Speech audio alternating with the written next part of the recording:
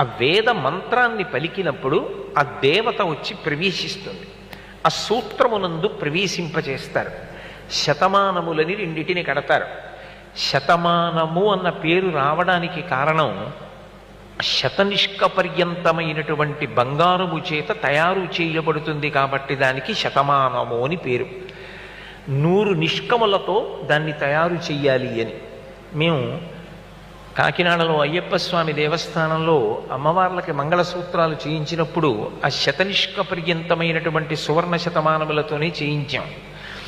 దానికి కొలత 100 నిష్కములతో ఉండాలి అని, అందుకని వాటికి శతమానములు అని పేరు వచ్చింది. దాంట్లోకి సర్వమంగళాదేవతని ఆవాహన చేస్తారు. మీరు వివాహ క్రతువు చూస్తే ఒక్కొక్కటి చేసేటప్పుడు ఒక్కొక్క దేవతని పిలిచి ఆవాహన